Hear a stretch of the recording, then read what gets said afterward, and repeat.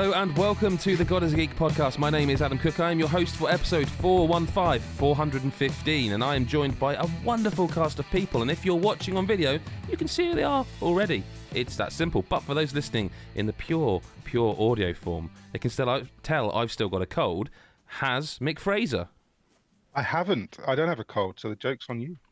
Yeah, I mean, I'm not sure what I was leading up to, because I can't really go, well, that's disappointing, because, you know, it's good. No, I don't. I have no ailments today. Thank you for asking. And a man of your age, Mick, saying that, it's... We're the same age, mate. Let's not pretend. Thanks. I didn't really need to know that. We have two people, again, you've seen already, but both are returning. I don't want to say from the wilderness. I'm going to go first, just to wind him up, to Nicola Ardron. That sounds like I've just called Nicola a man. What I meant is I'm going to wind up Adam Carroll by going first to Nicola Ardron. Hello, Nick, all right? Hi. Yeah, sorry. Not really. I'm a little confused. I feel like I've missed out on something here. It's I've not walked the welcome into something. You have, and it's not the welcome I intended. The welcome back I Okay. intended, really. That's but nice to have you back on Thank camera you. with all of us. I know.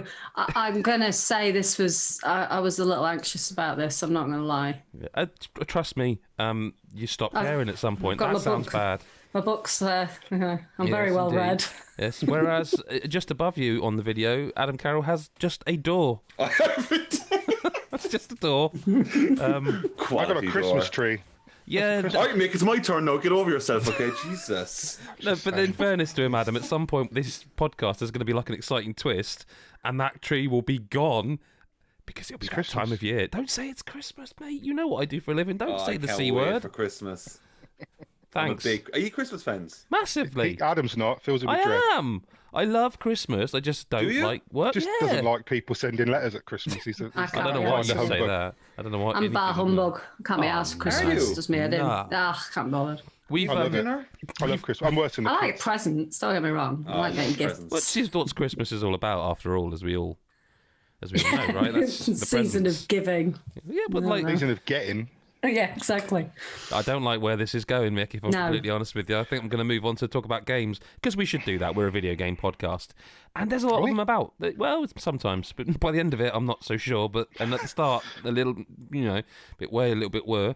But there's been a lot of games. The Switch does this thing where you think there aren't a lot of games, then because of the Switch, games come to the Switch. Like, I played a bit of Ori and the Will of the Wisps recently on the Switch just to see if it was actually magic, and I don't really get how that runs better than the Xbox One X version, but whatever. But that's not the game we're talking about, because we're talking about a game that has been in early access for some time Couple of and years. isn't anymore. How long?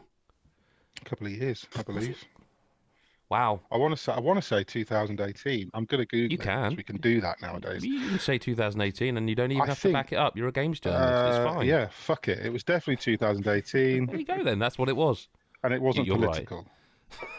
It's not political. It's a game set about a young man who's Maybe. rebelling against his father in a place he doesn't want to... Hang on, it might be His political. father's a Yeah. bureaucratic overlord of hell. I mean, that's pretty. And what is this game called? Early access release December 2017. No, it's not. It's called Hades. It's called Hades. Yes. It's very good, isn't it? It is very good. Yeah. Can we, before we get into this game, right, because I am a massive, massive fan of this developer, okay? And it just so happens that one of the sort of the Everybody bosses is, aren't there... they? Well, the thing is, one of the bosses there is Greg Kasavin, who is an ex-games... Well, back then it would have been games journalist. And there's just this thing in my head that's like, this guy has played a lot of video games, and I think that shows in every game they make, because they seem to be different and interesting, but importantly, they play really well. I don't think they've done a bad game, have they? I don't think so. Well, I To mean, be honest. I never finished Pyre, but that I was a didn't really finish cool Pyre game. either. Yeah. I didn't play I a lot haven't of Pyre. played Pyre. Yeah, It's really I cool, missed it. but weird. I missed it out of the review, and someone told me straight away. Like that was one of the first comments on the video. Whereas, what about Pyre? Like it was. Was like I that what just you were snubbed his doing then? kid. You were just writing a list in the review, was it? Yeah. That's Okay. what you're supposed to do. Apparently, if you don't Okay. do that, it upsets people. Coming across a bit bitter at the start of this pod, and let's talk about I'm Hades never and- bitter. No. So Hades, Yes. great game. Also not political. Also roguelike. Also isometric. But the thing is, you're not selling it by because there's a lot of those kind of games. Okay, it's the fucking best one, right? I've sold it now. Now- Are we now- actually going there? Are we going I there? would go there. Tell me which Dead one's Cells. better. Dead Cells. Yes. I don't agree. No, this is objective. For me, it's No better need than for Dead that. Cells. I'll tell you why it's better than Dead Cells, because I can fucking do Hades. Right? That's why You can't. I find it better than Dead Cells. I struggle with Can Dead we Cells. agree I that it's love on Dead par Cells. with Dead Cells? Okay, Dead Cells They're and different Hades. games. Like Okay? one's a side Visually, for those watching, but they're different, aren't they? They're not Yeah. quite the same. This is isometric. I said the best isometric. Okay. Now, Which I listen, stand by. we That had should a- get out. That should Yes. get out there, isn't it? But now, Nick, I'm glad Nicola's here. I mean, I'm always I am. glad she's here, but I'm specifically glad Hello. she's here this episode, right? Because we had a little chat on our Patreon-only Discord, patreon.com/GodIsAGeek. Just going to have a look. Nice one. About Nice a subject that I believe Nick Gillum, ex-writer for God is a Geek, he believes that I was talking about gameplay when I'm talking about game feel, which is something... Now, the reason I mentioned Nicola there is because I'm thinking of Titanfall 2, for example, has when you pick up the controller, magic in your hands. Yeah. That Yeah. is how Hades feels to not obviously as a rule. Oh yeah, but that, I'd agree with that. Yeah, In 'cause fact, you I play didn't. I Hades. messaged you and say You might I've have done. like bought it, and it's just incredible. It's it fantastic. feels instantly good. in It your does. hands. It just Good in your feels hands, so sorry. effortless as Yes. well. It's brilliant. I really like it. Plus, can we talk about how all the characters are really sexy? They're really sexy. We certainly Tell you what, can. Yeah. Even I get a little bit of a They twinge are really with sexy, Reyes. aren't they? His voice is just awesome. What do you Exactly. Yeah, I'm like going, who is this man? I must He meet just does him. these little sardonic quips all, and He's it's just got the sexiest voice. I think I could watch this dude. Yeah, and I found out today, mind blown, he's one of the, like he's the audio guy, maybe? I don't know. He does something. Yeah, He's something to do with the developer. It's like the I noticed a song in the Composer? game where you go into one of the sort of side rooms where there's no combat, and there's a woman singing. I can't remember the name of because they're all sort of Greek or hell based. They're all weird names, is what I'm getting at. And there was a character in there. I know that was poor, wasn't it? I might cut that bit. I just sound so unintelligent there. But there is a woman singing, and I'm almost sure, and I only heard it once, that it's the is it a woman. siren? No, I Is don't it think it is. Orpheus? Is it the singer that you have to? Because you have to free the singer, don't you? No, It's one of she's the like in a little side shop. missions. The first one she gives you is a freebie. Everything sounds wrong all of a sudden. She gives you a freebie, She and hooks you she's in. singing. Yeah, she's singing as you walk in, and I'm sure it's the same singer that they had for Transistor. The woman that I can't think what her bloody name is, and I love those songs. This Transistor soundtrack's amazing, but I'm sure it's the same sort of female singer, and I love that they kind of because they also the thing about this studio is they have a look. I think like they've all got something aesthetically that, and the audios they're just brilliant. They just are brilliant. I'm sorry, I know it's like always That was a bit Paul Whitehouse there, isn't it? brilliant. Yeah. Been I'll tell you watching what that about recently. Hades though. There was Yeah. way more in it than I thought because I played it in early access and it was a while ago. Yeah. And I played it quite a lot in early access, and I Yeah. downloaded it as soon as I got the PC a year ago. And I just never got a chance to play it, so I've not played it through all these updates and the extra stuff they've added. And there's so much in it. Like Yeah. there's like a massive story, and it just goes on, and there's tons of stuff to unlock and Well, characters. You see, I think that's one of the magic things about this, because like when I was joking earlier when I said about you roguelike, oh god no, but the thing is with this, it's quite clever because the story is persistent. They even Yeah. refer to it. Oh, you didn't go very far that time. Well, that's I'm the trying to fun- think of they another kind of roguelike that does that. and I was- don't think there is one. There, I don't think there is one. Children of Mortar. That's the one I was trying to think of. And Okay. I know it's a Yeah. little bit different, but that does a similar thing. So even when you're failing, even when you're trying again and you're not beating that boss, the story, like new characters come in, characters leave, you've got to go find. So you have this really, and it feels like you're progressing all the time. See, I've had a problem, and I've spoken to you a lot because I've done a lot of roguelike reviews the last couple of months, and I've had a real problem with roguelites. And I don't know if I'm just getting old and my skill level is dropping, or if it's just the fact that I think You think it's fatigue? It could I be think I was going to fatigue. say there's a lot of maybe them now. it is, but also I think that some developers now think that it's like when I played Mortal Shell, right? I really like Mortal Shell. I don't want to veer too much into it, but you play Mortal Shell, and it's come at a time where we've got 30 or 40 Souls-likes now in the world. You're not in short supply, are they? No, and I feel like sometimes these developers, no disrespect to the guys who did Mortal Shell, I really enjoyed it. I feel like some of these developers start to miss the point a little bit. Like they focus on like Star Renegade, for example. I know everyone liked that more than I did, but I feel like people focus too much on it must be hard, and then they forget everything else. So like everything else goes out the window a little bit, and I think that it loses that sense of progression. They just think that people want from a roguelike this oh, you just die and start again, you die and start again, and it gets really Yeah. tedious after a while. I think with something like Hades and Dead Cells, because Dead Cells is good because there's no persistent story, but you're constantly unlocking stuff. There's so many items in that game. I didn't get on with Dead Cells, you know. See, I found it really I loved it. hard. Whereas that- Hades is weird. tough, but Yeah. I do feel like I'm making progress with it. But those two games really do, for me, share a similar DNA in that they even both went through a similar thing with the early access. And now they're like, when Dead Cells, like I played it so many different times during the early access period. Like I remember when the enemy sprites were just totally different. I still prefer the originals, but whatever. And the same with Hades. That and now it's finally out, like out. I can actually sit down now and go, right, I'm going to get into this one. And the same thing happened with Dead Cells, but Hades is I don't know. It's probably too soon to say because it is, you know, it's just out. But like I am genuinely sitting there going, I think I have. So I know that they've said. They've said that there's going to be a cross-save between PC and Switch. Yeah, but it's not quite there yet. No, it's not quite there. But the second I think that happens, I'll buy it on Switch. I think because then I can. It runs really well know. on Switch. It's really good. Well, yeah. Obviously, the frame rate's lower. I think it's 30. Yeah, but it doesn't I look. don't think it. I don't I know. think I it thought hits 60 the very videos I've often. seen of it look higher, but like it looks I think really they- nice. I think they aim for 60, and it's fairly steady. But I mean, it drops a little bit. But on PC, obviously, it sings. I mean, it's. Oh. It's such I a didn't nice. know Not to this. sound like elite, but No. it fucking sings on the PC. So what I've Hades- played so far, I've not noticed it drop. Nah, So, it's just. but I such a haven't good beaten game. Megara yet. I'm close to it. You haven't what? Sorry. I haven't beaten Meg yet.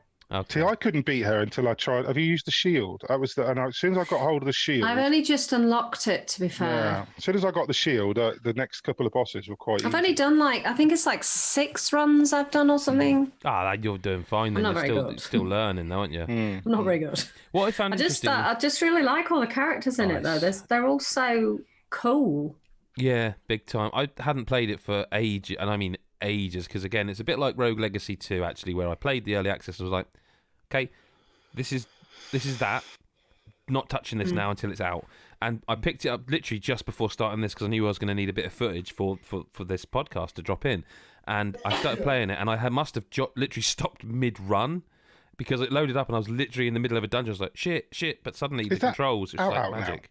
Sorry, is that Rogue out? Legacy 2? No, that's mega early access. Because I installed it yesterday and I thought, actually, I don't think this is even out properly. So No, I yeah. didn't want to touch it while it's in early When I access, played it, 'cause there weren't even any bosses. Like that is a long way off, which is fine. But I'm not going to go back now until it's done. Early access is for some, and it's the same with what's the Obsidian game, Grounded. Same thing with that. Like I've played it, I like what I've seen, but when it's done, it's I'll go back to it.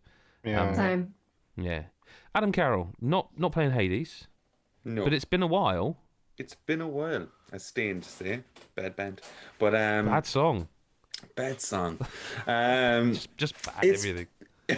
Bad everything. It's been a while. I have 3 games that I have played Okay. over the time.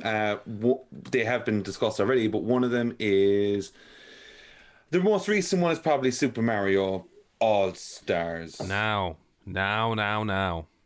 Yeah, Super Mario All Stars. Is that forgetting it? Super Mario 3D All Stars. There we go. It's good enough. But what's It's good enough. Good enough. I'm watching you now. I mean, I am anyway, but Yeah, of course you are. So, I look straight off the bat. It's cool that it's out. I think it's great that it's there. I think the fact that it was announced and then 2 weeks later we just get it is brilliant. Does it annoy me regarding all the time stuff that they're kind of introducing? Yes, it does. I just don't want that business at all from these kind of things. I just fucking release the game and leave people have it and enjoy it and stuff like that. So I've spent straight off the bat, I think, is it just me, or is this the fastest booting Switch game oh yeah, ever? Yeah. Like you have that game on the menu, you press like the button and you're straight in. You're just immediately cutscene start, pick the game, off you go. It is so fast to get into.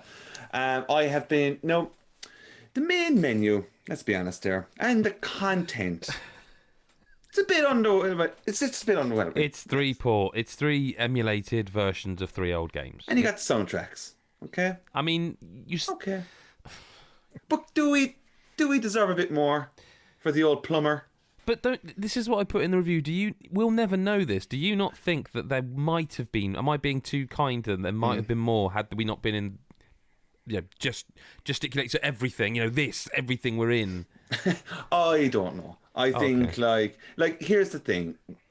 I get to the main menu. I see the 3 games. I see the 3 soundtracks, and then in my head I'm going, oh, that's all you're giving me. And then the next thing is like, but what more do I want? What more do I need here? I mean, the camera in 64. So hold up a second. We'll get to that game. We'll get to that game in 2 seconds, right? I think then I would love just a few more like art lobbies. Let's call them that or something like that. Okay. Like little bits and bobs here and there, little fan service stuff. I've jumped into 64. I've played. It's been a while since I played that game. In fact, it's been the DS since it was launched on Nintendo DS, whatever year that was. 64 is still a great game. I love it a lot. The camera is absolute poopy bum. But you know why that is, right? Because my son has been playing this, and he asked about the camera. Is it because the N64? No. Think of at the very start of that game. We've all played it, right? And I know Nick, you're not a huge Mario fan, but you've played 64, I'm guessing.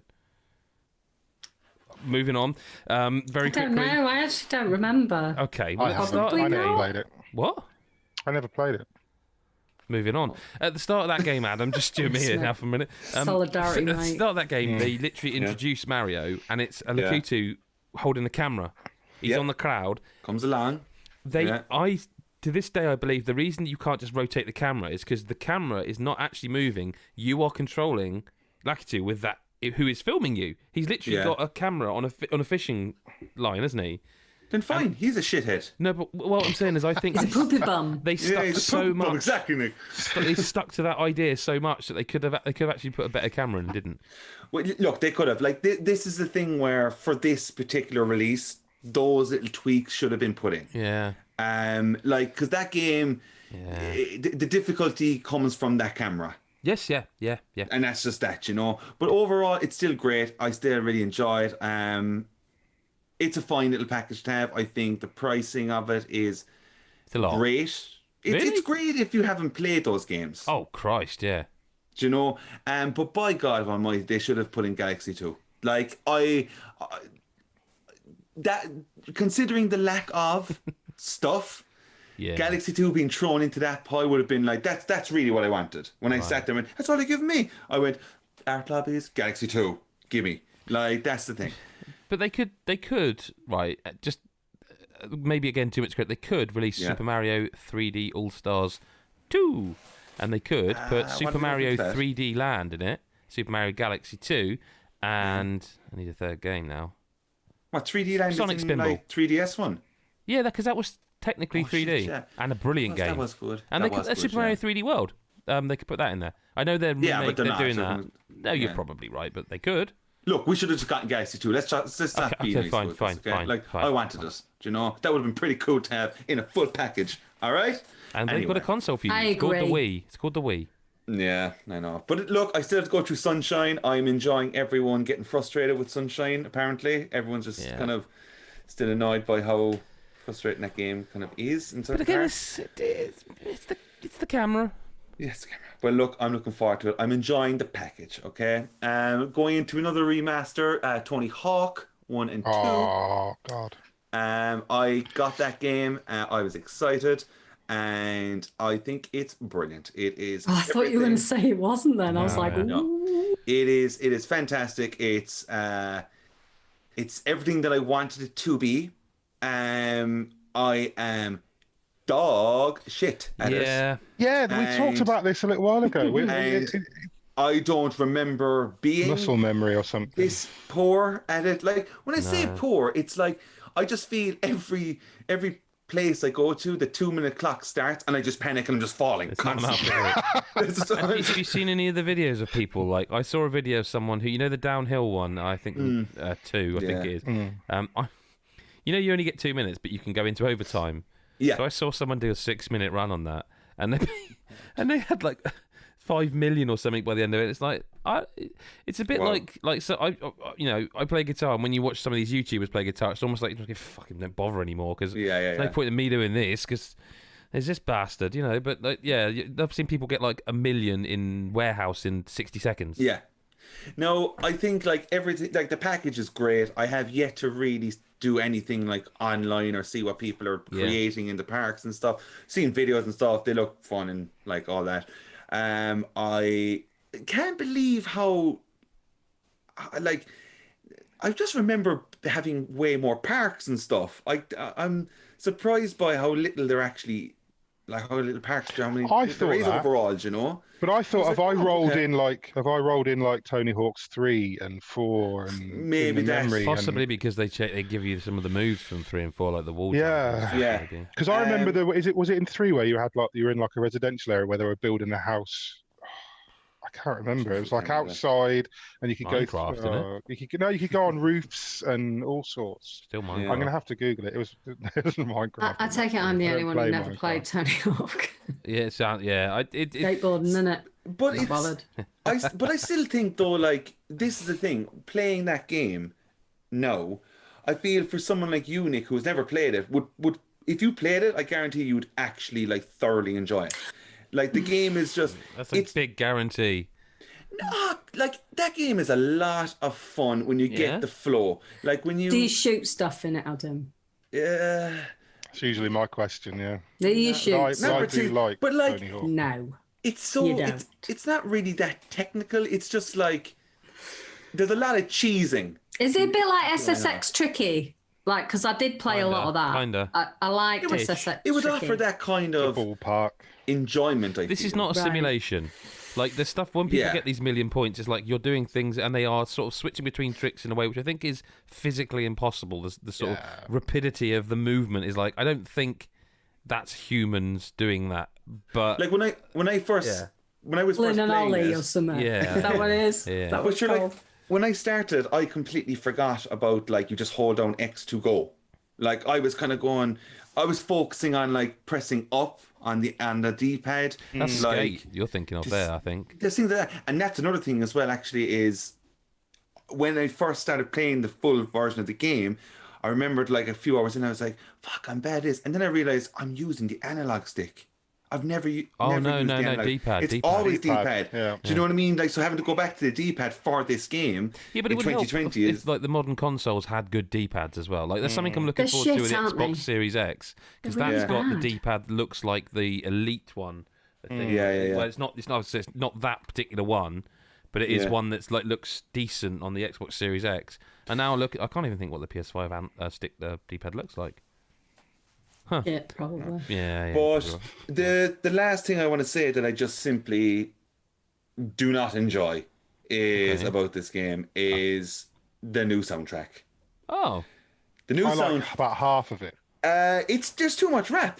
There's just too much rap, and like I'm fine. He's the youngest one here, and he's going. I'm fine, but I'm fine with it. I like, and it obviously suits that world, like skateboarding and rap and hip hop and stuff. There was a lot more metal in the last time. But it's kind of like Blink-182 is what I think of when I think of skateboarding style. That's it. Like, there's a lot of like punk. There's a lot of pop punk bands that aren't Ace of Base. Ace of Spades. I tried to say. Motorhead. Yeah, that was in. Was it? Yes, Ace of Spades. Adam was just wants Avril Lavigne and Blink-182. Is that too much to ask? There's kind of like and Ace of Base. Billy just wants Skater Boy on repeat. Yeah.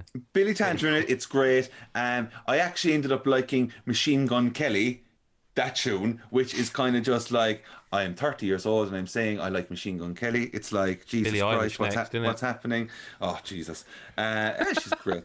But like, talented, but not do you know what I mean? It doesn't have.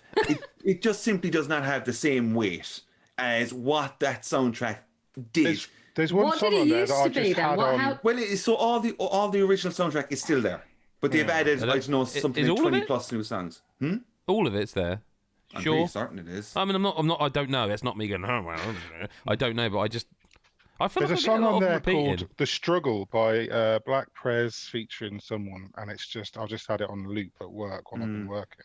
It's fucking. It's superb. never really good to have a single song on loop anyway, Mick. Like that's sort of psycho behaviour that is, mate. I'm not being funny, but just one song on repeat while you're at work for 8 hours. I don't do it for the entire day. Well, I'm just going to. I have it on loop for a bit, and then I'll have a bit of Ace of Base, then some Britney Spears. Yeah. All she wants is another baby, Mick. Yeah. You know, I think gone tomorrow. I've told myself it's cool to like Spice Girls again since they used it on the Boys soundtrack, so I get away with that one. Which song? I mean, it was the first one. What? Zigga Zigga. Yeah. What's that actually? Wannabe. Yeah, Wannabe. That's on the Boys soundtrack. Fantastic. Of all the things I felt would probably never come up on this podcast, the Spice Girls are quite high on the list there. I never thought. That's why you bring me.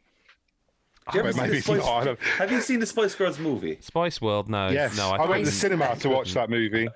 No. Mick, you must have had an erection watching that. I had Jerry Halliwell used to do it for me. Let's be dead honest. But no, my mate, right? He used to collect, and it was a mate. It wasn't like my friend talking about me vicariously. My mate used to have a room full of Spice Girls posters. He had one of those, the cardboard cutouts they use at like. He got that from when we went to the cinema to watch the movie. I wasn't looking then. Did Mick say "my mate" like that? Did he go "my mate"? No, he's the guy. I tell you, I don't want to name and shame him, but it's the guy who did our logos. Okay, you've kind of just named and shamed him, literally.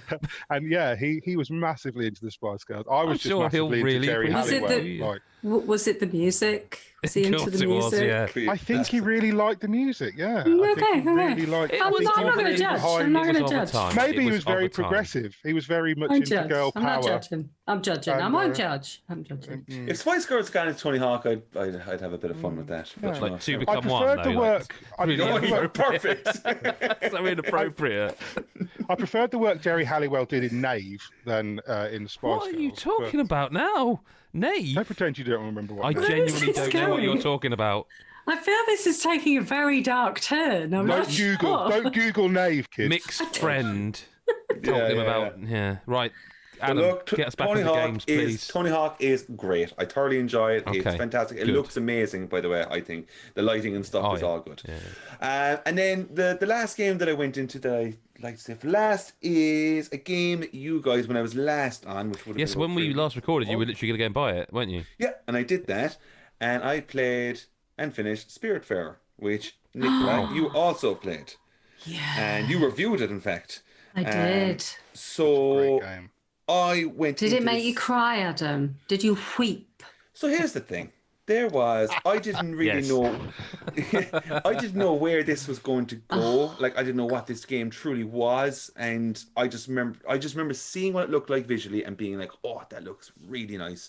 And then you guys were just on about it. The reviews came in; they were all really good. Yeah, went through it. Right. Here's the thing. Spiritfarer went like this from the start, right? And I just kept doing this, and I kept doing this, and I kept going on. And then when I got to about the 20th hour, which I could not believe, that's where maybe slightly an hour or two before it, did the game kind of start slowing down. And it started to kind of just go, so this is what we're going to do, and we're going to, like, you've seen everything that you do in Spiritfarer, and now we're just going to grab that and stretch it as much as we can for another few hours. And sadly, it kind of collapses there. Not within its story, not within its, like, characters, or anything like that. It's just the navigating of the loop of basically getting all your supplies and keeping everything together. It all starts becoming a bit like... Does it run out of ideas a little bit? Because I was at I haven't played it for a while now, but I was at the stage where, like, you'd get a new like utility room or something, and like it would the mechanic would be like, I'm thinking of like when you first get to do the sewing or whatever, and then you get like the buzzsaw that you have to. Does it eventually run out of? No, because like you end up getting like a crusher. And you have this a foundry and stuff, and there's all these kind of got the foundry. Like you obviously have your kitchen, which is early on in the thing as well, and then you got your crop fields, and you got a fucking chicken coop, and all these things. Chickens? And a cow. And a cow. Cows, chickens. You got a cow. And you have a then you cellar where you can like make sauerkraut.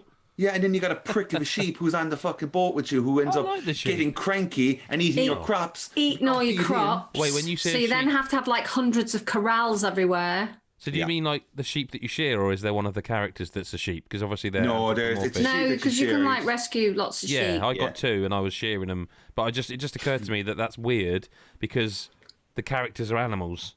Yeah, I feel But like the that sheep would are be sheep. awkward. An awkward meal. In fact, isn't there a ram or something in the? Or have I made that up? Gwen's a deer. Is it Gwen? Yeah. Gwen. That's definitely not a ram, though, is it? So not a ram, Astrid. but I mean, possibly. No, actually, no. Yeah, you're right, Gwen. Yeah, Gwen. The first character, What, the she's first like one? a doe, isn't The smoking she? doe, yeah. Yeah.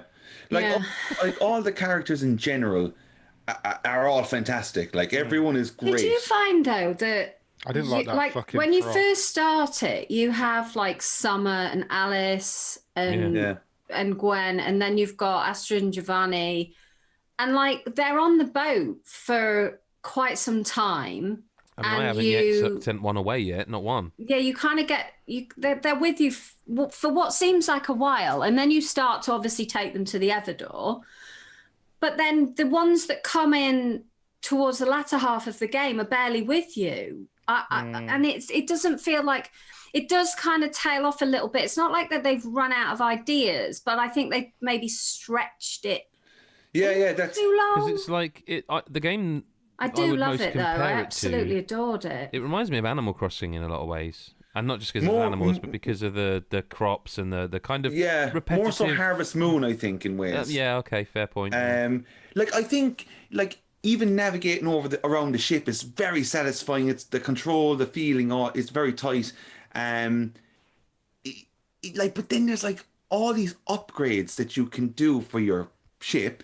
Like speeding it up by 40%, 60% stuff. It never truly feels like the ship gets faster. And then you have to obviously get like new upgrades for the front, like an ice ram or something like that to get through. Figureheads, yeah. Yeah, these kind of things. And that's all cool. But then like this, it becomes a thing like you're about, I think I was 18, 19 hours into it, and I was handed a mission where it was like I had to make a meal for nearly everyone on the boat. But the meal was almost like a mystery, the ingredients to make that meal. Having to figure that out, for some people is great, but the game, it does not set itself up to be that game for the first 15. It just feels like that game is like, we're on the ship together, people have some stories, you're going to be heavily involved with them, you're going to be attached to them, you're going to bring them to the Everdoor, and you're going to say goodbye, and that's that. And then all these other bits are like there for you to just go ahead with. I think like it's very straightforward and easy going on the supplies and what you need to get to upgrade for the first like 10 hours. And then it just starts to become a grind. And like, you're just a bit like, and then sometimes you open, like the map is huge. The map is humongous in it. And you could be down here. And like, this is the feeling I had where I'm like, okay, my ship is here, which actually, this is one other thing that kind of pissed me off. I hated that I had to check the map by going all the ways to the left side of the ship, go into a room, look at the kind of thing. I wish I could just press like the button on the switch or something just to pop it up or something like that. But like I could be down here in the bottom right, and like I'd be like, okay, I have to go up all the ways up to the top up here. You not use the seal, the bus. So this is the thing, right? I'm there like so many hours into it. I want to go up there because there's like ore or something like that I can get up there.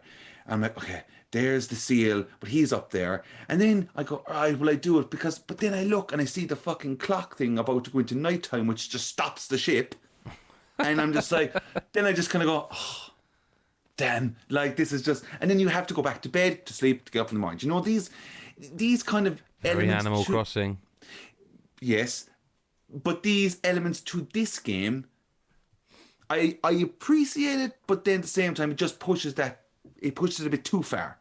Because as I played that game, as I said, for the first 15 hours, all I was thinking of in my head was, if Limited Run Games releases this game physical, I am in. Like, you know, that's kind of how it is. And it's not to say I'm not, but it did just get a bit, like, burnt out. Who was your favourite, though? Because, like, what I really liked about it is, like, it was actually really, really moving when you went and took them to... Insanely moving. And, like...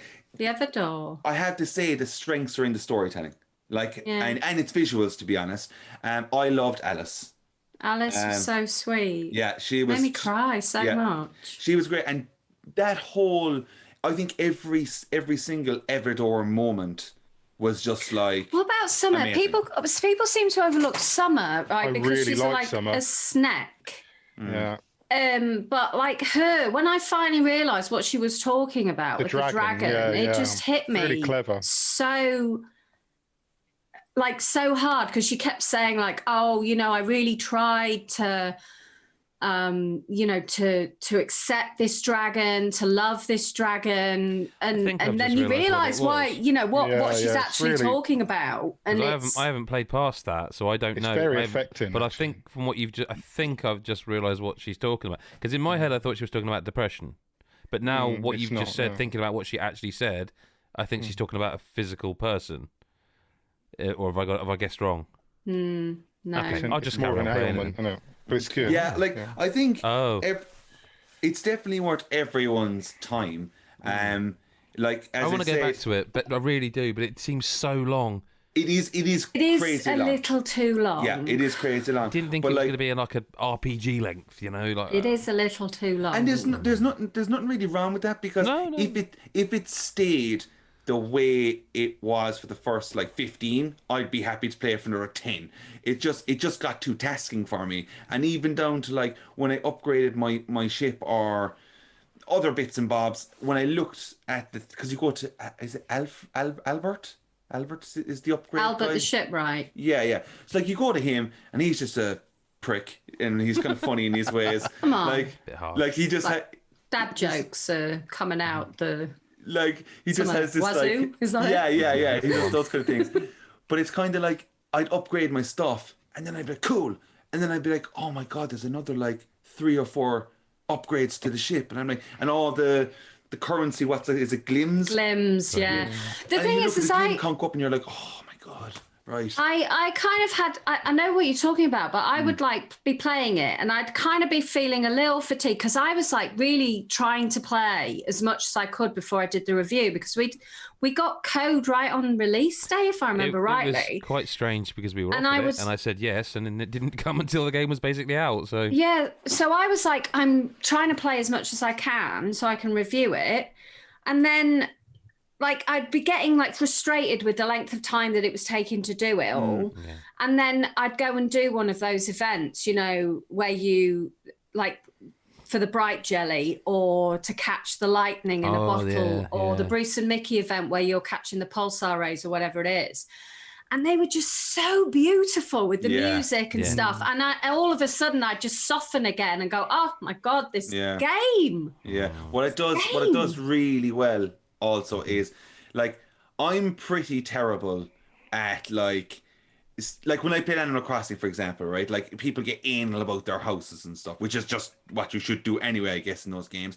I really don't. I just get a load of stuff and I'm like, there we go, look at that, it's up there. That shouldn't be there, but there it is. With Spiritfarer, I'd get a new building, I just go green, bang, and I just plonk it, and I'd be like, cool, there we go. But the game it's so good at highlighting each facility and each upgrade you get, that when you just have to run to it, you just know where you're going. Your direction on your ship is fantastic, I think. And because really you should have everything together, but I don't. I could have the fucking cotton thing down bottom right, and then the other thing could be up the left, but you're always kind of getting new stuff. So I did start out trying to be no, that makes sense to go there. I'll keep all the residents, their houses there, but then it's you'll unlock something else, and that your ship's not quite big enough, or it is. And I was like, well, you know what?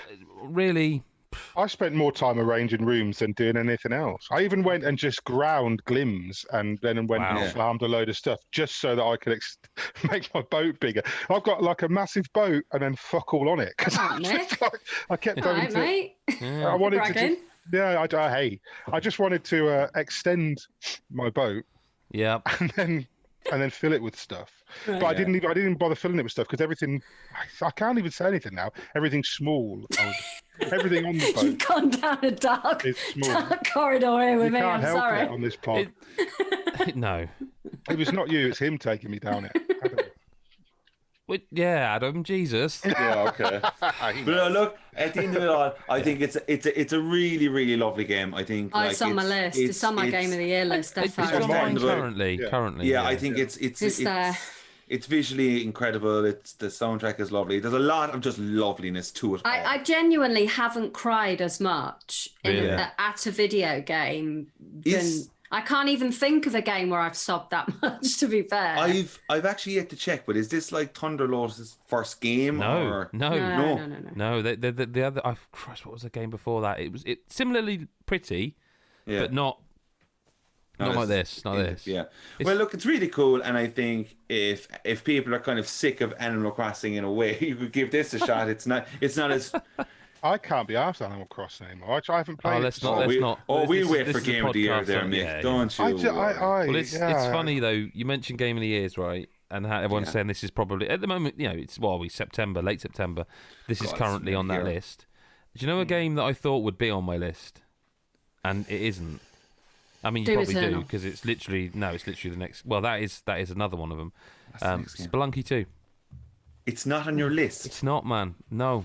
I've seen the videos. Do you know what? Right, I'm not going to sit here and go, I am just so good at games. I do feel that if a game is challenging and I'm enjoying it, I will overcome the challenge. I think this is too hard. This is harder than Spelunky, and I mean like a magnitude of I think 10 or something. It is so much harder. See, I gave up on Spelunky, so... See, Spelunky, I never finished it, but I felt like I was enjoying it, and if I genuinely wanted to, I could sit there, take my time, be patient, and probably could have done it. I think this is too tough. And this is not me saying it's a bad game, because it's absolutely a brilliant game, but for me, it's not something I have the time or inclination to bang my head up against. Like, from the very start, it feels a bit like Spelunky 1.5, and I think that's almost like it's not a criticism, because how else do you make that's like saying, well, Gears of War 2 was just a bit more, the iteration is what it is, and Spelunky 2 does definitely have a lot more. It's a massive game compared to the first one. I just everything can kill you, and that's again not new, but I just feel like everything does kill you, and I felt it's really difficult to put into words. It just, for me, feels and like I've always said about like Super Meat Boy or the Dark Souls games, but I feel that there's a lot you can with Dark Souls. It's about patience, isn't it? It's about I'll tell you what, want to watch someone, Two, you said, you could take your time, you'd probably get through it. But you can't, because you only get 3 minutes before the ghost appears. Well, there's that, and there's also this thing where it's not a game that you play slowly, is it? Like, as soon as you get it in your hands, you can't play it slowly. Well, they even changed it. It's worth saying they changed Spelunky 2, because in the first one you had to hold a button to run. In this one, you hold a button to not run. Yeah, but you can untoggle that. But it is. Yeah, but I'm kind of with you on that. I mean, I have. Me and you have some serious conversations when I'm playing a difficult game. I tend to just go, yep. Yeah. I have a hell of a roller coaster of emotions with hard games. But like you said, when you're enjoying it, you push through it, like the Dark Souls games, like things like Mortal Shell. I mean, they're difficult games, but I enjoyed them, so I pushed through them. But then, I'm finding like Spelunky 2, it's the same. It's just, really do you know what hard. Spelunky 2 is? And it's like some of those Souls games. Do you know when you watch someone play like Bloodborne or they do like a 1.5 hour speed run, and you're like, that is incredible. I'll never be able to do it, but that's amazing. It's that Spelunky 2 is that, in that I'm watching people play it. It's like, oh yeah, great. But then when I pick up the controls, I'm so bad at it and so clumsy and useless that it's like that doesn't. And again, I'm certainly not here going, oh, shit game. It like Lyle's review, the score, totally can understand it. Totally. I don't, maybe it's getting older. It'd be interesting to see if another difficult game came out, if I had the patience for it. I've seen like videos of it, and I've just, in my head, went, fuck that. Kinda. Do you know, I wonder if you're having, when you say about age thing, I wonder if you're having the same thing that I've got with COD now. I just can't be asked. Did you play the alpha? Did any of you? No, sorry, I wanted to, but I just was like, there's no point. There's no point.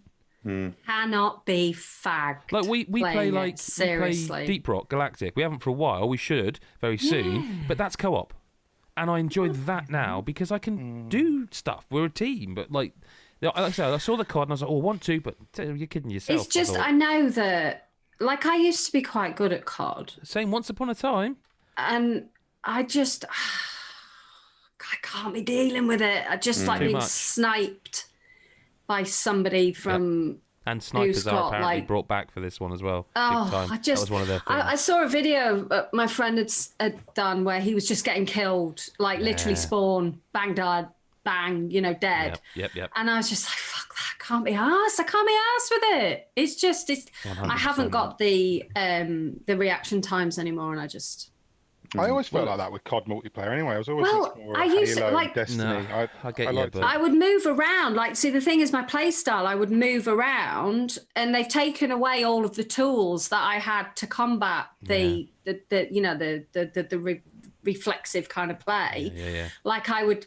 You know, they've changed the map structures, so I was always keep around the outskirts of the map, and they've taken away silencers and the silent footstep stuff, right. And that was my tools for being able to combat the fact that somebody had a quicker reaction time, but that's all gone now, and the way that they've structured the maps, I can't do that anymore, and I'm just like, I just like, my ego can't take being killed over and over, just can't do it. Well, let's just move into some news. Not much has happened since we last recorded, really. Not much. It's a bit quiet in the world of gaming. Xbox bought Bethesda. No, sorry, they didn't. They bought ZeniMax. They bought ZeniMax. Yeah, I had this conversation with someone about this. Wow. I'm actually, if you're watching this now, I'm actually sitting for, because this is fucking serious business now. I mean, we start with the price, don't we? 7.6 billion? 7.5, which you sort of want to do that when you say it, don't you? Which the Dr. Evil thing for those listening. Yeah. So 7.6 billion, which is more than Disney paid for Lucas, which is the one that everyone's banding around. Which it's a good comparison because it's so big dick energy. Yeah, I mean, for what? Like, this is big Phil energy. Well, hey, Sony couldn't have done this. They don't have the money. Microsoft do. Microsoft are Microsoft.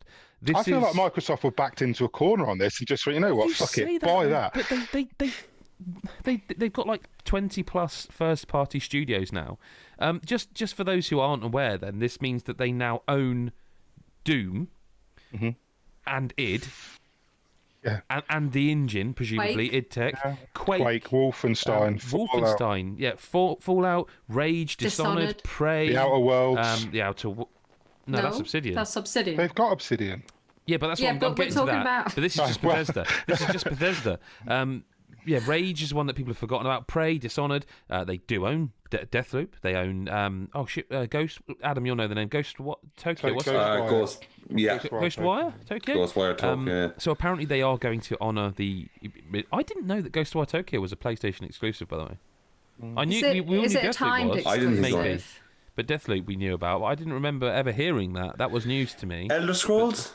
They own Elder Scrolls. They own Fallout. Like that, the Elder Scrolls to me is just like, for me in my head, I'm just like, Jesus Christ, the new Elder Scrolls is like. We'll get to probably the biggest discussion in a sec. But the thing I wanted to ask you guys is I've heard a lot of different ways of talking about this. Some people are excited, and that's absolutely fine. Others are sort of like, well, this isn't great, because they're just buying up competition, aren't they? In that, but. I don't really, because like Sony did that too. They bought Insomniac, didn't they? They were like a second party developer because Insomniac made what was the Xbox exclusive? Sunset Overdrive, which I really liked. Yeah. So they were a developer that mostly did Sony games. They did Ratchet and that, but Sony bought them. It's all right. It's not buying Bethesda. It's not quite on the. It's. I'm trying to think if they could have gone any bigger. I mean, I reckon maybe EA or Ubisoft would have maybe been more. But I don't think Ubisoft would have done them as well. Their shareholders wouldn't have probably. I don't think they would, because it's not. I don't. In terms of going bigger, it would probably be EA. Yeah. Because you're buying Ubisoft, you're just buying Ubisoft, but it's just Ubisoft. Whereas they bought ZeniMax, which has given them id. Machine Gun, a very big range Bethesda. of games with But it also a lot opens of big up some franchises. avenues. Like, this means that, because apparently Carmack, he's tweeted something basically saying that maybe this means I'm allowed to be near Doom again, because from what I understand, Bethesda and Carmack don't really get on, but he gets on fine with Xbox, and Xbox now owns Doom. And Who's Carmack? John Carmack, the guy behind well, it was Carmack and who was it? Oh Christ, Romero, wasn't it? Yeah, Romero. Yeah. Yeah. These are okay, and I don't know the history of why they don't talk to Bethesda. I vaguely remember hearing the stories, but I can't recite them. But I was actually interested about something else, because I don't know if you guys saw this. They also someone tweeted Obsidian and said, "Does this mean we can get Fallout New Vegas 2?" And they were basically and this doesn't work on an audio, but they did this sort of shrugging shoulders emoji, because this doesn't just mean that Obsidian could make a Fallout again. This means that fucking Fargo, In Exile's Brian Fargo, could make a Fallout again. Did he not make a tweet similarly to say that he was allowed to work on? Would he be allowed to work on Fallout again? They own In Exile, they own Obsidian, they basically own the Western RPGs. It's insane. Yeah, it is. They technically they could get away with Fallout in Minecraft. That's probably already happened. But like, they could do. I'm just waiting for the Sea of Thieves crossovers. That's all I'm waiting for now. It can happen now. Like Doom Guy. Well, Microsoft All Stars. They said, didn't they? Well, Xbox All Stars now. I mean, there are some things that are important about this. First of all the Bethesda games are going to be Game Pass day one. I mean, Doom Eternal is coming to Game Pass 1st of October, yeah, and PC later, which is like, that's the one I want. I've played it already, but fuck it, I'll play it again. Imagine playing Elder Scrolls 6 on day one for no extra cost. I know that's insane. Imagine being able to boot a game that size that's going to be that fucking well. This Bethesda news has actually turned two of my friends. It's funny you say that, because there's one in this room, this virtual room, I was going to ask this very question to, because I'm pretty sure. Well, I know Mick is going PS5, but because he has a gaming PC. Only because I have a gaming PC. Yeah, only because of that. I am going to get an Xbox Series X. Nicola, I know you're holding off on both at the moment, but I get the feeling if you were going to... Xbox first. I'm going Xbox first. But Adam Carroll, I would very much place my bet in the bookies that he would have gone PS5 first. Yeah, Has this changed it? Let's just say that it's made me now go, fuck, am I going to buy two? Am I going to buy? Okay, that's fair. Do you know what so it has changed it. It has changed it. Yeah. This is the thing. I mean, there's people now. I mean, fair enough. Sony. This is what I said the other day, and I think I tweeted it, and it was one of those opinion things where people have been saying for a long time. One of those opinion things. Yeah, sorry. People have been saying for a long time that, whenever someone holds up Game Pass, the Sony fanboys hold up the exclusives. And people have been saying, and then people say, well, Xbox have got exclusives as well. And people go, what, Halo?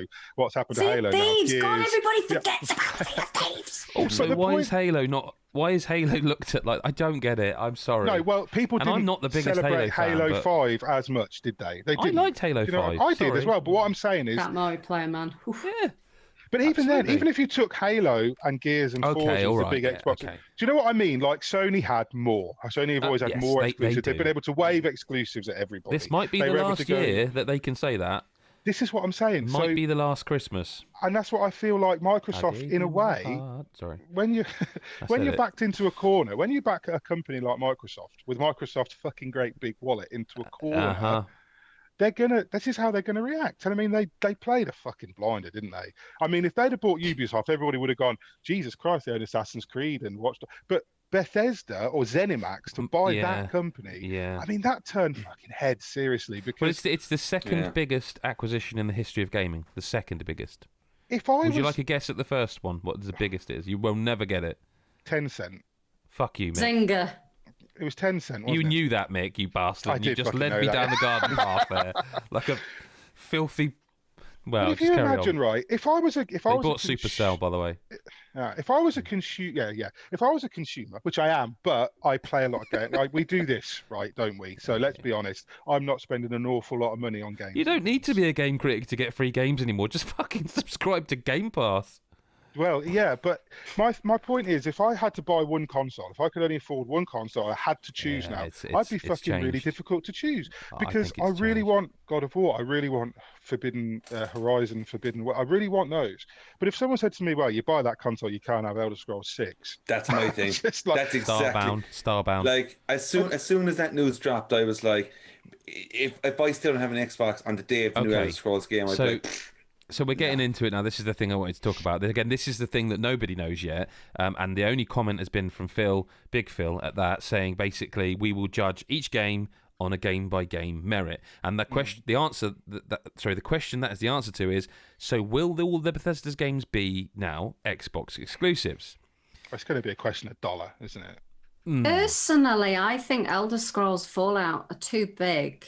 I think you're right. For them to lock to. I think they will share. But do you know what? But look at the money they've spent, gang.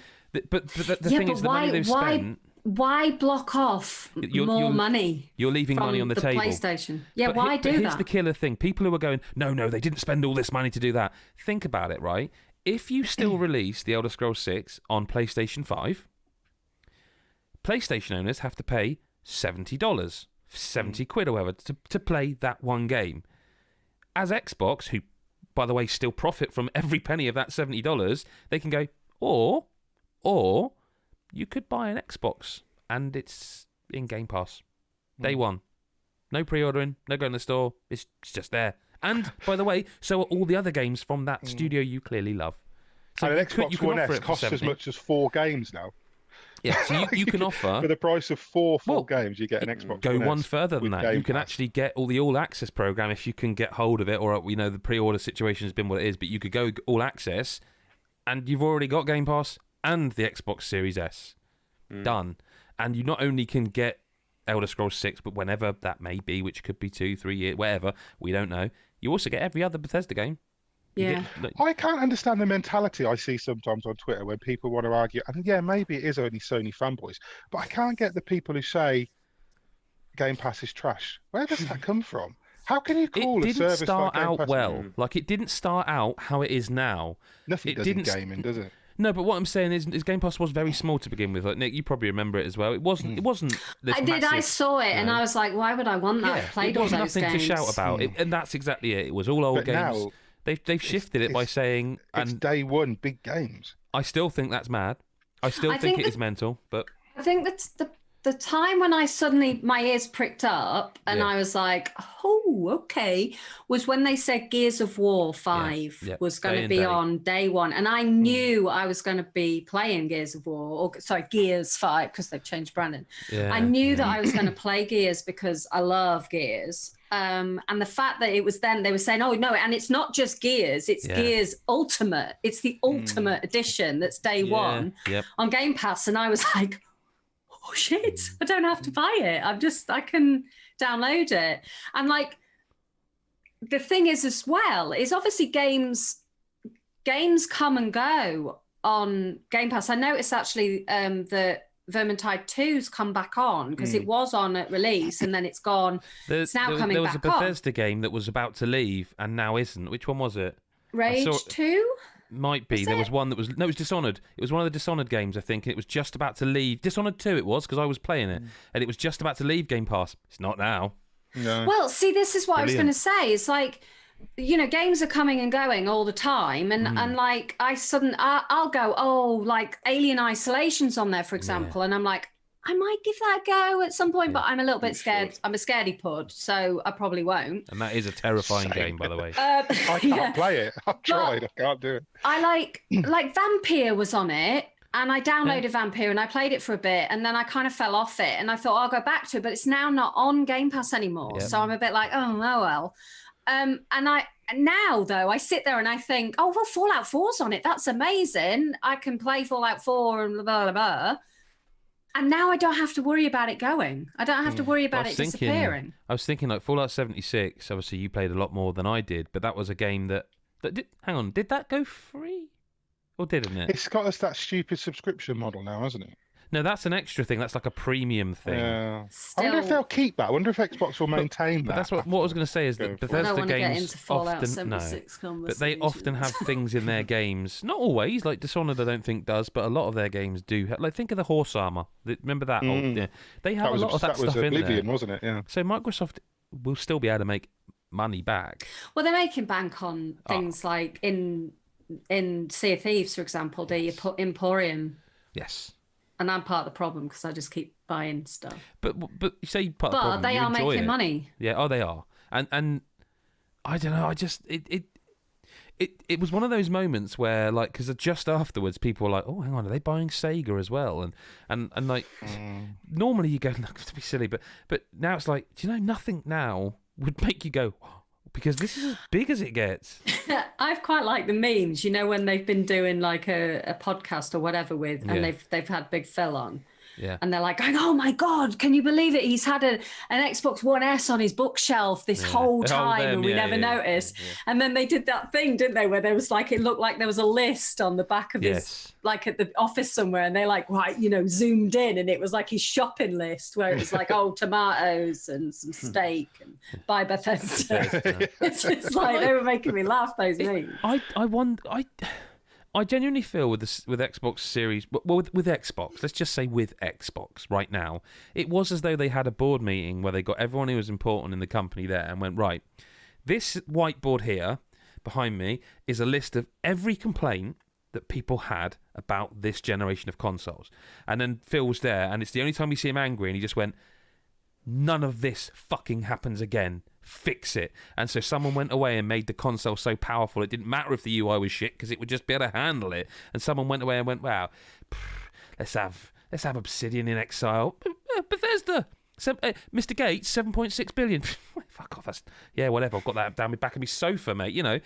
And they just went away and they have done. And all I can think about is that if, and it's not going to happen, but if Halo Infinite was still coming in November, I think this would be the greatest console launch in history.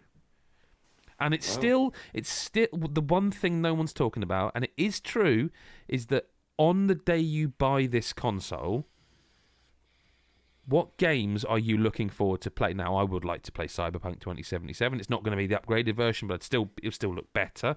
I will play like the Ubisoft games. If they just had that, I mean, Gears Tactics I'll play because I played a tiny bit of it on Xbox, on PC, and I haven't gone back to it. Yep, and I'm waiting for that.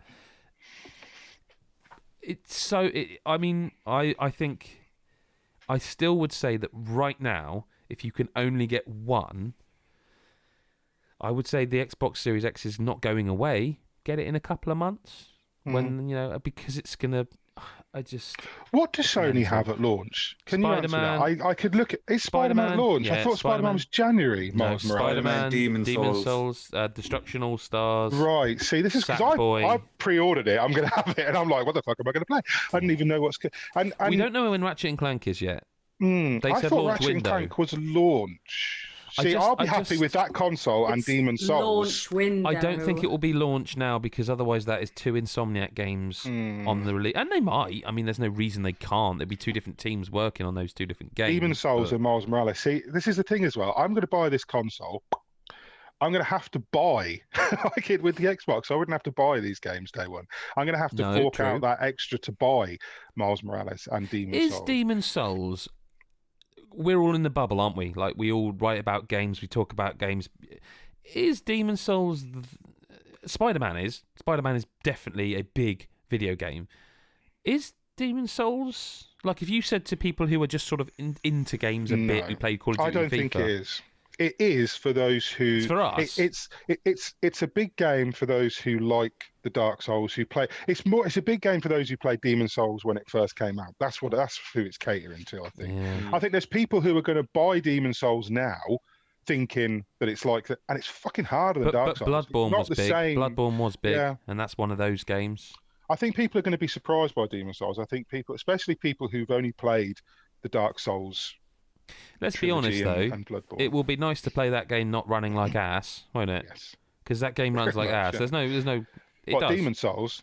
It was. I'm It sorry. was atrocious. They've never had games that run well on console, and that was perhaps the worst. Demon's Souls was shockingly bad. Yeah. I personally don't think it's a strong enough title to launch a console on. I don't think it would be on its own. I don't think it would be on its own. With Spider-Man alongside it, with Spider-Man's not even a full game, is it? It's just like it is. It's like Uncharted. It's going to be like thingy. Lost Legacy. Yeah. Which I actually enjoyed more, I think. So I think what might happen with Demon's Souls is if you got young kids and their parents going in to pick up their PlayStation, if they were lucky to get an order, and then they're like, these are the games you can get today, and you see Demon's Souls, and that little kid is like, oh, I'll get that, and then they go home and play it, and they go, what the fuck? Do you know one of the things so hard that I've heard people suggest? I was going to say I don't think it will happen, but now, like with Xbox, predict them.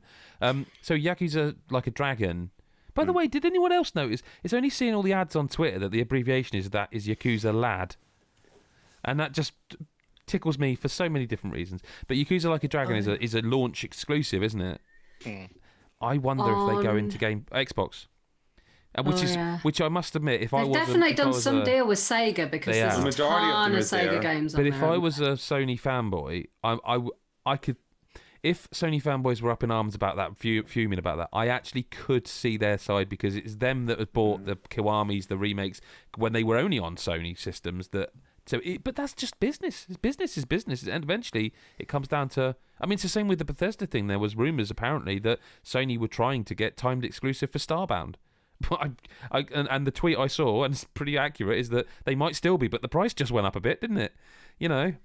But I'll be honest. Like I don't know how I feel about this acquisition. I mean, I think it's really interesting from a kind of like. It's such a power move, Nick. It is from move. that kind of My perspective, God. I think it is interesting, but I don't know. I don't know whether it makes me uneasy. And like I say that as somebody who is going to own an Xbox and is going to benefit from having these games. I've seen people who are genuinely upset about the fact that they kind of cut off from some, or they feel cut off from some of these franchises, because there are people that I speak to who are not, man, because this is what me and Nicola were talking about off podcast. Like, you don't have to buy an Xbox even if they are exclusive. xCloud, just play on your phone. It's like if xCloud works, I like can't Darren make xCloud says, work. It's like Darren said, he kind of made a joke saying, like, you know, like, because he has a PlayStation as well, but He's he definitely often an Xbox guy. He won't mind me saying that. Yeah, he is Well, he Xbox, might, and I but- often see him, like, you know, combating the Sony fanboys, but For the lols mostly, but I think Yeah. so, yeah. But like he was kind of like tongue in cheek saying, "Oh, all the Sony guys who are upset about, you know, Xbox buying ZeniMax and not having Elder Scrolls or something. Well, they're not going to care because, of course, they've all got like monster PCs anyway. Because that seems to be the why would you have an Xbox and you pay So it's." I see that a lot. I say, Just from buy a perspective, PC. I've got that money in the back pocket. it's Yeah, like I don't know what to make of it really. I don't know whether it's have you seen good or not. that? In fact, referring to what you've just said, I'm looking off cameras because I'm trying to find it.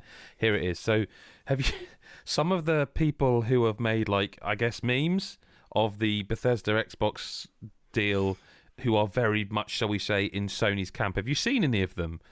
Yeah, well, I've seen like really salty ones saying like, Really oh, here's the salty Sony like, you know, 9s and this, that, and the other, and then it's got the Bethesda catalog where like Kind Yeah, of but it that. picks like Fallout 76, and it That's picks the one. out. So I'm it looking picks at out an the image. lowest scores that can find, This is Yeah. it. So I'm because looking it at an ignores image, the right? fact that Fallout all- 4 has a massive Metacritic score. Or No, that, this image is genuinely, it is funny. It's not supposed to be funny. It's supposed to be like pointing out how bad Bethesda is, but it's got Xbox at the top, and then the logo's got Xbox, and instead of Game Pass, it's got no games. It's got the Xbox Series L, like it's got four like wheelie bins, and above each one of them, there's. By the way, all of these games, in fact. This is how great this is. The first game, it's got like the Metacritic 49, Fallout 76, which, by the way, also came to PlayStation. Then it's got Wolfenstein, the one you reviewed, the co-op one. yes. Again, also came to PlayStation. Rage 2. PlayStation, and then at the end, Wolfenstein Cyberpilot, which is a PlayStation exclusive, by the way, and it's got designed for Serious L, $100 a year, stupid delivery instead of smart delivery, and then there's this the same. There's this massive picture of all the studios, like with 343, Obsidian NXR, and it's just got worlds away. It's a legitimate image, and then they've just plastered on it average 60 Metascore.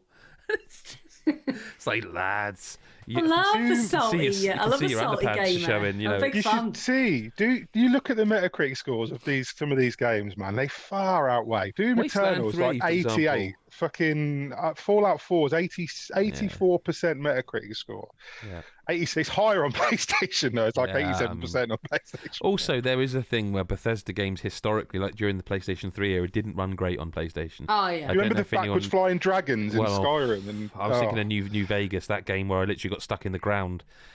We should move on very briefly to touch on Amazon, who have announced Luma. Now, we can't talk a lot about this because I don't think anyone knows anything about it. This is their kind of Google Stadia. $5.99 a month. Publishers can use their own channel. Is Google Stadia successful? No. Why is this happening? Well, Amazon. I don't think people's. Well, maybe. I don't think the world's ready for this full streaming thing, because it's like, I know you laugh at my internet because my internet's bad, but I can't play xCloud. Yeah. I can't play stuff, and I'm not the only person. There's a couple 100,000 people in villages around the country that can't play xCloud because we don't have a good enough internet. And it is a thing. It is a real thing. Absolutely, it's a thing. Not but ready to take over the world yet. No, but xCloud is a value-added thing. Yes, it is. That's why they will be successful. It's not a service. Amazon are selling Luma. Google are selling Stadia. Xbox are I tried to play Stadia. Yeah. I tried to review a game on Stadia. That's right. Couldn't fucking do it. Every now and again it just froze, and I just went, "Is this a game?" Regardless, Amazon have announced Luma, which has its own controller. The interesting thing about controller. this one, looks very much like a Switch Pro controller. Yeah. But the most interesting thing about this to me was that they're going to have an iOS app, which is what Microsoft can't do. I mean, I'm genuinely considering an Android phone because I want to be able to play xCloud, because I love the idea of sitting on my sofa. Let's get into some listener correspondence. Or the Thomas Show section of this podcast. With the Series S and, to an extent, the Switch eShop, Thomas says he feels more open to the idea of digital games. How do we feel? I'll start by saying I bought Super Mario 3D All-Stars for my son, and that's the first physical game I've put in a console in well over a year, maybe more. Wow. Now, the thing is like, often we're playing games we're reviewing, and that's always a digital code. So it's a difficult one to answer without kind of that influencing it. They're quite often cheaper physically, though, aren't they? Or they used to be. When I still bought physical games, I didn't buy them. I didn't buy them on the store because buying games on the PlayStation Store was expensive compared to buying it on Amazon. I think they still are, or even second hand. I only buy physical games on the Switch, and that's only because I buy my kids stuff for Christmas, like Luigi's Mansion 3. We've got physically. I bought Astral Chain physically because with the Amazon voucher I had for Christmas, and but generally speaking, I mean, my PC's digital only. There's no discs in it. Yeah, but that's a lot of people's PC's now. Different now. But would any of you consider the digital only consoles? Like Nicola, you're saying about you're holding off for now, but if you weren't, would you go Series S or would you go X? X. Yeah. And same for the PS5, you'd go discless or disc? I might go discless for PS5. Yeah? See, I feel like I'd sooner have it and not need it than need it and not have it. It depends. I mean, it depends. But again, I remember when the PS4 first launched, and in fact, it might even be on the shelf behind me somewhere. There was a pack that came with a console that was like a gatefold 5 discs, and it was Assassin's Creed, it was Killzone, it was Knack, wasn't it? But it was the launch lineup. So in my head, again, it's that kind of media side of it influencing it to be like, well, I should get a disc drive just in case. But there's a digital sale every 4.5 hours these days. So Yeah, so you're the same as us then. Like, you discs are like, if there was a discless X, I would have no problem getting that as well. You know what though? I really fucking hate changing discs. I really do. Like, regardless of anything else, I can't be asked to press it. I find the fucking eject button on the PS4. You have to run your finger up and down the fucking thing like you're trying to. Right? I don't like changing discs, and whenever I put a disc in my PS4, it's PS4 Pro. It's like a year old. I put a disc in it, and it just goes fucking ape shit at me. The PS4 Pro on the TV behind me. And if I leave the disc in, I'll put something else on to play, and all of a sudden it starts going, ah, ah, ah. Oh, Mick. Got to take the fucking disc out. I don't like That's the discs. listeners' ears completely blown out. The PS4 behind me's never had a disc in it. Never. Yeah. I know that for sure. I've got really itchy eyes, so I do apologise. No, it's fine. Carry on. I've been playing Overwatch, and I've just started The Last of Us 2 on my PlayStation, of course. And both of those are disc. Okay. And I'm raging. Yeah. I am raging. Oh, Every time I go to click, I'm going to play some Last of Us, and I click and I go. I'll put the disc in. Disc. I'm like, honestly, it's first world problem. It means I've got to get up out my chair. I've got to go over to the telly, get down on my knees. I can't be arsed. I once had my Xbox wouldn't work once, my Xbox One, and I had to take, and I couldn't get it to work. It wouldn't work. Discs wouldn't go in. It kept spitting them back out. I took it into a shop to get it fixed, which was like, I think Entertainment Base it was called. It's not there anymore. In town. I took it in. I said to this guy, can you fix it? It's 50 quid he charged me. And one of my kids had got a glasses cleaning rag and somehow had got that into the disk drive because he was trying to clean the Xbox for me, right? The logic is sound there. And that was because, so by that rationale alone, disk drives are evil. I see. The thing is, and we will move to the next question. But I know there's a man in this very podcast who stayed very quiet, who the idea of a discless console makes him feel physically sick. Are you a collector? Yeah. I've said it many a times there. Yeah, you have. Like it's just, not for me. I'm telling you, the world is going to absolute poos, and like eventually all those digital games are going to be just gone, and you're all going to be there going, internet dies. Please, can I have a load of your game? And I'm going to be like, nope. Mate, I'll download a game during a zombie apocalypse. I've got a SNES down there somewhere. There's a SNES down there. I don't know if it works, but that's me sorted. It's got Super Mario World. I'm all right. That's all you need. Yeah, that's all you need. No Switch. It's just more stuff for the landfill, though, Adam. Oh, I love looking at it, though. I love just. I will say that I agree with you there. I've only got a little shelf now with games on it, and I like looking at my little shelves. If you don't buy a collector's edition, it is shit. Like the Super Mario 3D All Stars. Like, that's one thing I'd say here about that I did. Like, where does it stand for all the collector's edition if we all go digital? Oh, that's you just buy the code and a statue for No, you'll get like add-ons, like they're already doing it. You get like, buy the digital and you'll get the digital exclusive costume or coloured hat. Rubbish. I don't like soundtrack. it. I can't be bothered. I can't be bothered. I've got books. Books will do, but I'm not bothered. Next question.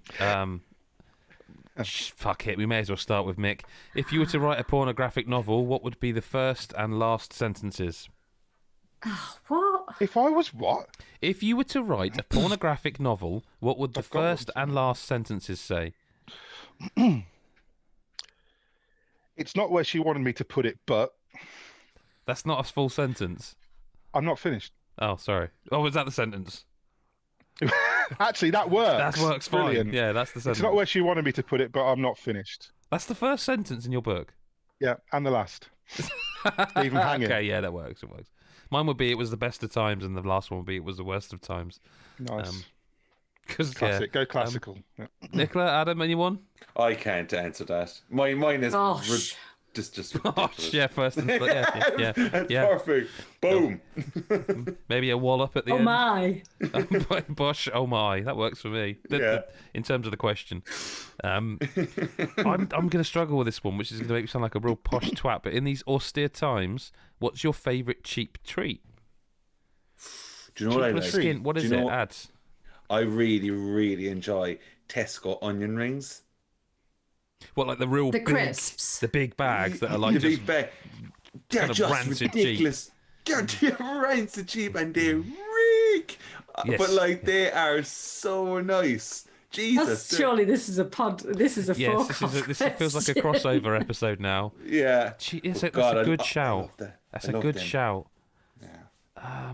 Anyone else? Do your favourite cheap treat? Cheap treat. What do we mean cheap? Like that you can just go out and buy See, now? that's the cheap, thing. or Like that something that's is just cheap like in terms of like this costs you nothing and it gives you so much joy in your belly. See, I can only think more on the lines of like kind of cheap, almost like trash, and to me, I kind of like a McDonald's, and I know I shouldn't, and it's not that cheap, That's really. not cheap, man. But you can go like just the 99p burgers or just a Big Mac or something, and I know this is maybe oversharing. I know, right? Eating a McDonald's means the next day I will have the shits, and and still, I will still eat it. And there's something about that kind of trash. A lot of my friends these days have been very open about certain places like that, just giving them the old McDonald's poo-poos. without And fail. like, I mean, without fail. Not KFC, not a Burger King, McDonald's. How does that fit, though, with your austere times? Because See, you're that's the buying a thing, it 99p burger and then you're using more toilet roll. what do you eat at God. McDonald's? Think of the toilet roll, Adam. Jesus. Well, you put it in the fridge overnight. It's false and- economy, What, the toilet Adam. roll? But what do you eat Keep at that in the fridge McDonald's? overnight. I see. I used to be just like a chicken burger or something, but now I am a Big Mac guy. I've Yeah, I grown to like a Big I Mac. like a McDonald's. It's filth. Like a Big Mac is filth. I work I'll at tell you what's McDonald's. Oh, don't did too, no, actually. no. Did Don't you? ruin it. Don't ruin it. Crew Unite. Don't ruin it Oh, for yeah. me. I'll tell you what's a good cheap treat. I'll tell you That's what's a good one. Right, in the co-op near work. Very specific. Right, it is because it is in the co-op near work. You know, co-op has that little bakery. They call it a bakery, but it's a shelf full of fucking cakes that come from someone else's bakery. Right, it's a little bakery. And you go in, it's got a big sign that says co-op bakery. It's not, it's 5 shelves of bread. But you go in there, and they do for 89p, they do 5 jam donuts. A bag with 5 jam donuts in it. 9 pence. And it is 89 pence. Wow. And when I'm pissed off at work, I'm stressed out. I need a bit of sugar. You need that sugar high, and I've got a quid. I can't buy 2 chocolate bars with a quid anymore. No way. Not 2 orange. I can't 12s. buy 1 king size chocolate bar with a quid anymore. But I can go to the co-op and come out with change and 5 jam donuts, and that's my afternoon. Do you eat That's all 5 at best once? shit. I feel I inspired. do not. I feel inspired by the passion you've just given us there. I Heroic. deliberately walk into work, find the nearest person I can find, and give them 2 of them because Oh my otherwise, God. You will eat because all 5. otherwise I will eat all 5. So I Wow. go in, I say, "Do you want a donut?" He says no. "Do you want a donut?" "Yeah, I'll have a donut." "Brilliant, have 2." "I don't want 2. Take 2, please, because otherwise I will eat 5. I tell you, those donuts in those kind of bags for that price, they're the best. They're just the best. I feel the same way. Now, this could be up for debate, and it could be, as we said, a fork off thing. But when it comes to a scone or a scone for the poshies, like, do you know the crap scones you can get? Where it's, once again, it's like 5 for like a quid, and it has to like, they're about like this size, like they're pretty small for our yeah, listeners. I think so. Like, they're the best scones, and anytime I They've got ever that go in, weirdly dry cream in them. Like it's really nice. it's, but it's, you can just feel your insides falling apart. It's great. Yeah. Like, do you know when you get a proper scone in some place and you go, the fucking whatever fruit is in it breaks your tooth so hard. And then they're going, it's all really nice and real ingredients. Adam, I've got another one, but you're not allowed to say anything about this. Okie doke. Hot dogs. Oh, Christ. Pretty Oh, cheap we've still. got jar of hot dogs, quid. Hot dog buns, quid. Exactly. They are absolute filth. They make a snap sound. I've discussed this before. There's a snap sound. I in a hot like dog. undoing It the is- jar. it is a We undo the disgrace. jar. We With the pour liquid. a kettle of boiling water into the jar, and then we eat them. Do you know the hot dog buns, though? Do you know the hot dog buns? Yes. Oh my god, they are the nicest things. What about ever. brioche buns? Oh, brioche. I Yeah, can they're okay. I don't think I can eat them though. I with don't a know. hot I dog. can't answer this question. No, nothing at all. No, Okay. She doesn't do cheap. too posh. I'm No, pretty sure I you've don't- mentioned I don't really Leapro Milch treat. before, haven't you? On I the don't pod, on the treat. fork off. Leapro Milch, Lambrini. I'm sure that's come up at some point on I the don't fork treat. Yeah, I don't treat. I don't know. I mean, Starbucks isn't very cheap, No. but like No. if I'm going to treat myself, I'll go and have a Greg's coffee. A Greg's Pardon? sausage roll. What about a Greg's sausage roll? Greg's. delicious. That's a good. Do you know what Greg's No, are cheap? well, actually, Their now that you vegan do sausage say roll that, it is- wouldn't be a sausage roll. It would probably be one of the pasties, like a cheese and That onion good too. one. Keep talking, or- because the next question I'm going to need this Or sort maybe of a chicken and inspiration. bacon. Chicken and bacon pasty. Don't you love when you walk into Greg's Stone, they're just turning. You can see from a distance the exact section of pasties you're going to go for, and you're like, oh, they're gone. But then you see Matey Chops behind the counter, and he's like, they're not. And they're just like, you're like, oh, you hear the buzzer, don't you? You hear the buzzer of the oven. You're like, all these weeks of editing a video podcast were worth it just for that Adam Carroll sort of sliding then.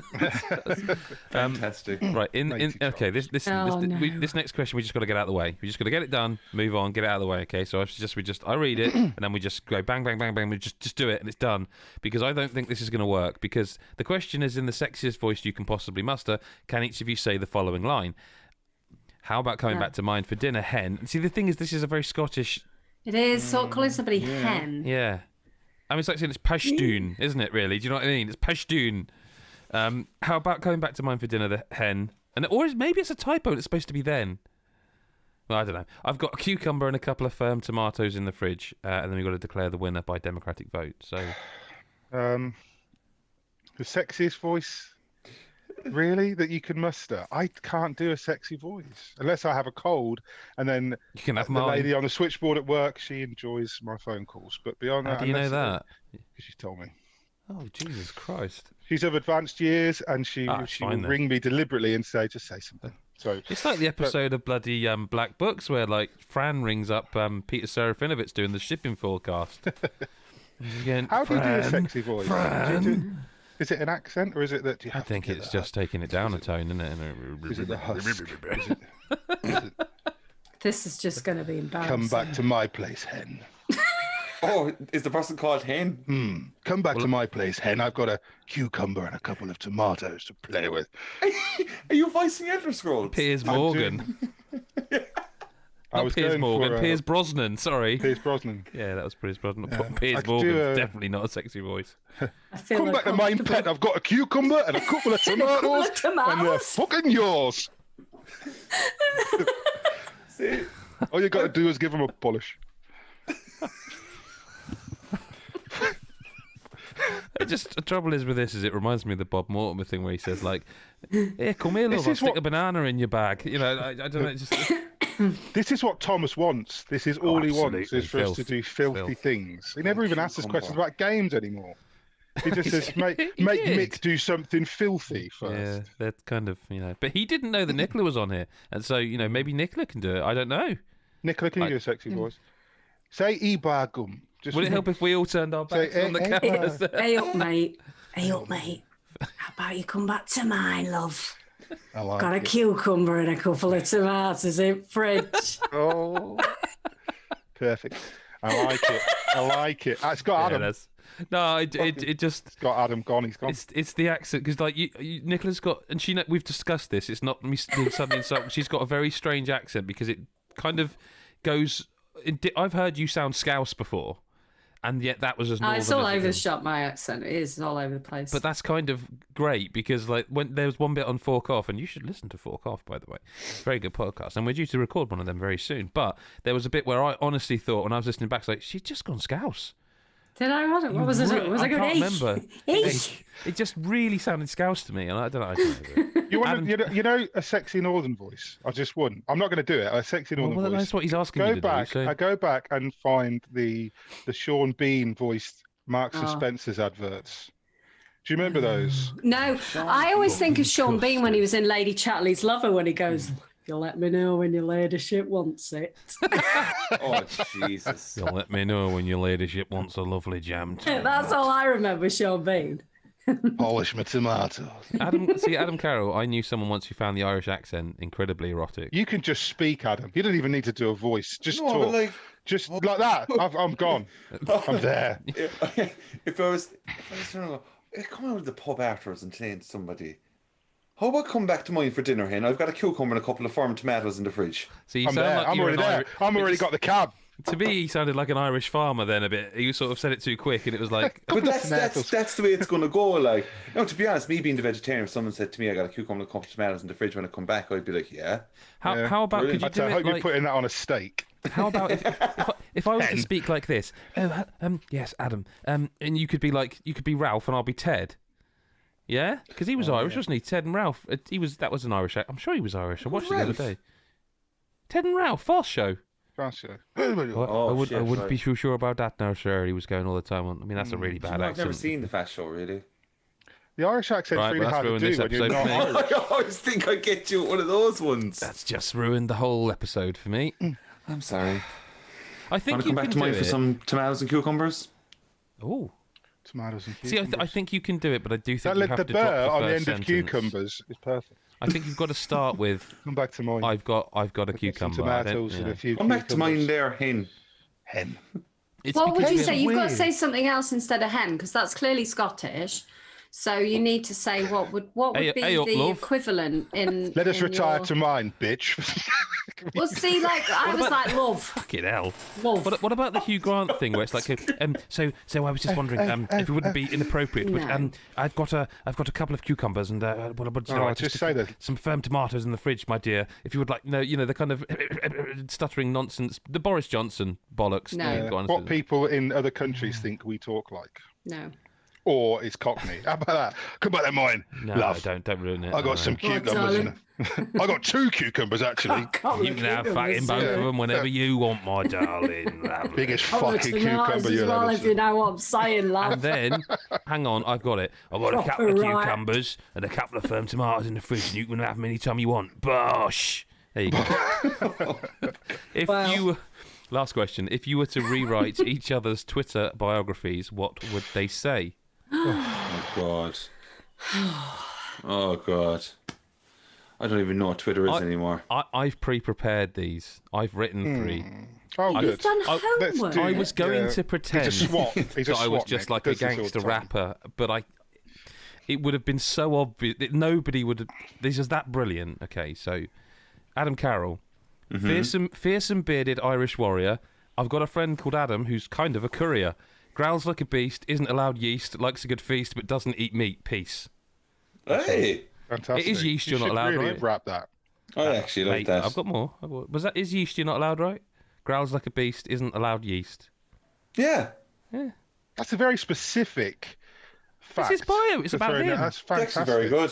Yes, it was good. I like that. Yeah, you need a beat behind it. Well, maybe someone can, but I don't think you're probably going to like yours, Mick, very much, if I'm honest with you.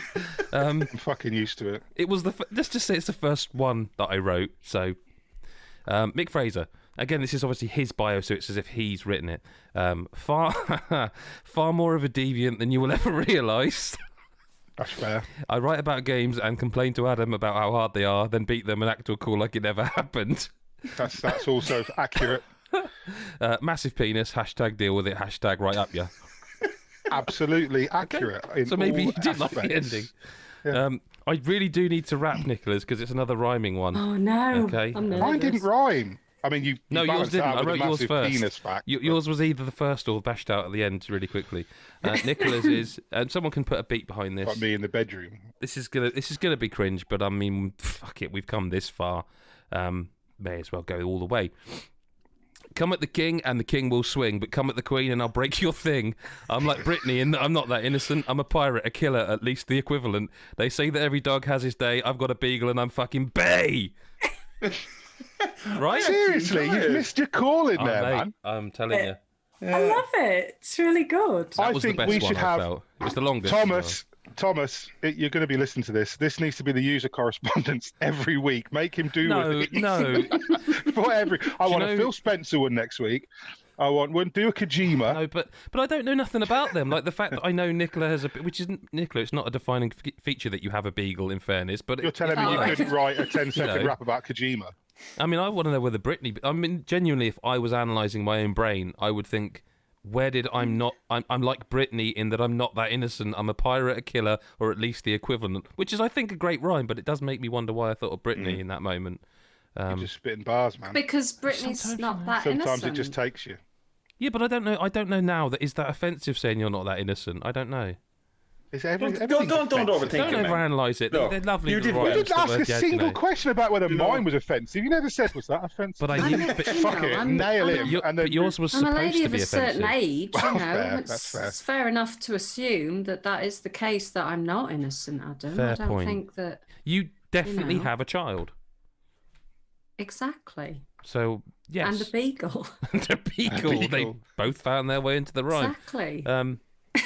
I think that's probably a podcast for this week, isn't it? You know, unless anyone else wants to rewrite anyone's biography. I was going to do my own, but it would have just been like the Invisible Man, and I thought that would probably bring everyone down, and it's like, I'll just leave it. I think I did really misinterpret the question at first, and I did everyone's. I've deleted them since, but I did Chris Hyde's, Chris White's, and then I was like, no, they're not on the podcast this week, so I've just wasted half an hour. Like, far too much effort. But there you go. If you did enjoy this podcast, no, we're not doing any more rapping. I would like someone to put a beat behind that, but I suspect my timing was off. Patreon.com/GodIsAGeek. You get this podcast early. We do a video version of it if you're not watching it, where you can see our faces, you can see some of the gameplay of the games we've talked about. It adds an awful lot more work to my day, so please watch the video. It would really be appreciated.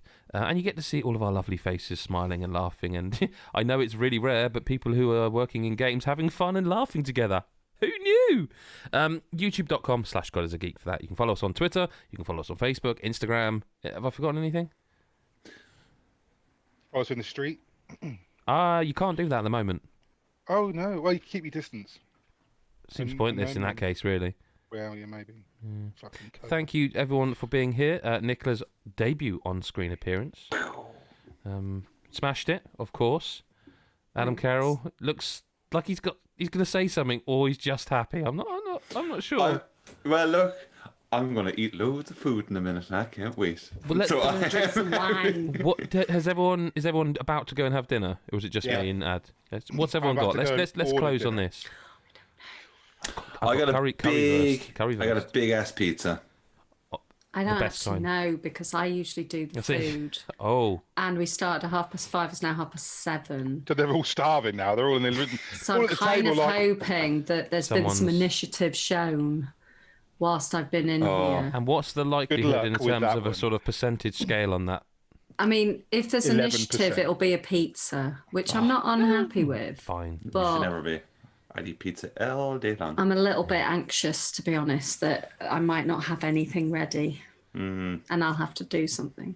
And then you'll drink wine and you'll pass out. And then I'll have wine and then I won't be bothered, and I'll just go. Play them my rap of your Twitter profile and they won't give you any shit anymore. Yeah, that does seem like a time to end the podcast so we can all go and eat. Sorry if we've made you hungry. Fork Off's a podcast on patreon.com of ours, patreon.com/GodIsAGeek. Thank you for listening. Thank you, Mick. Thank you, Nicola. Thank you, Adam. And thank you for listening, watching, reading, all of our stuff. We really appreciate it. And we will see you next week or whenever you choose to listen. Bye-bye for now.